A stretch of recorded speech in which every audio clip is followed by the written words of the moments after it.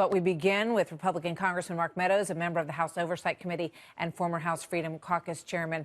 Thank you very much, Congressman. Good to have you with us tonight. What's your reaction to Nancy Pelosi saying that he will be impeached for life no matter what happens, and that she hopes that he'll be removed either through impeachment or through election within 10 months' time? Well, I mean, she now has really, for all of America, she has articulated what we've known for a long time.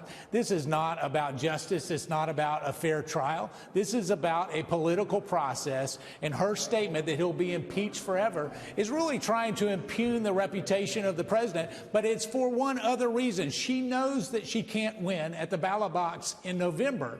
And so what she's doing is trying to make sure that she does all she can by holding up the articles of impeachment, suggesting that there's a case there. Listen, this is a case about two things, really about two things: hearsay and hurt feelings. Beyond that, it has nothing. All right, so let me ask you this, because now today there's word that as many potentially as 6 senators are perhaps leaning towards the idea of pushing to allow witnesses once this gets to the Senate side. Lisa Murkowski, Susan Collins, Cory Gardner, potentially Rand Paul, potentially Senator Lamar Alexander of Tennessee are all considering or have had discussions about this. What do you say about that? Are you okay with that?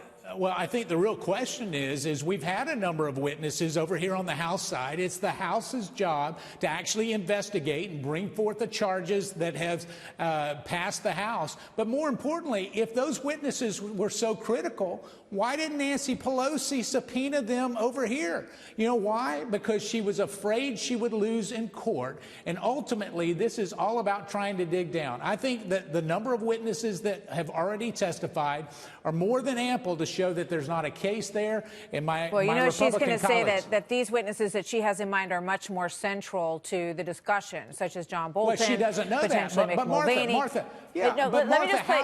Go ahead. Yeah, go ahead. Let me just play one soundbite, and then I'll let you finish. Okay. I promise. Here's a soundbite from the weekend. Said he's violating the Constitution again and again. Do you think it's possible that the House might have to file new articles of impeachment? Well, let's just see what the Senate does. The ball will be in their court soon. And as I say, we think that the American people have been very fair about saying, yes, we do want to see witnesses. So the possibility, and we've heard this from other corners as well, that it won't be over after the Senate, that they could impeach again, or they could bring forward new articles of impeachment. Well, I don't think that this is politically played out real well for my Democrat colleagues. And I can tell you that, do I believe that they will stop? No, because we know that for the Russian conspiracy case. We know the narratives that they were spinning out there each and every day, telling the American people that they had facts that they didn't have. And this whole thing about getting additional witnesses is in the hopes that they can find something that they haven't already found. And so it shows the real weakness of their case. And to suggest that these other witnesses are more central, then why didn't Nancy Pelosi hold up before they voted on the articles of impeachment here on the House floor? Why didn't she hold up and say that we will allow the subpoena to be issued and for a judge to render their decision? Yeah. She was talking about urgency, but here we are 26 days later. There's no urgency. The articles are still over here on the House side of the Capitol. All right. It's a valid question, and it's one we're going to bring up. So thank you very much. Good to have you here tonight, sir. Thank you, Martha. Thank you very much, Congressman Meadows.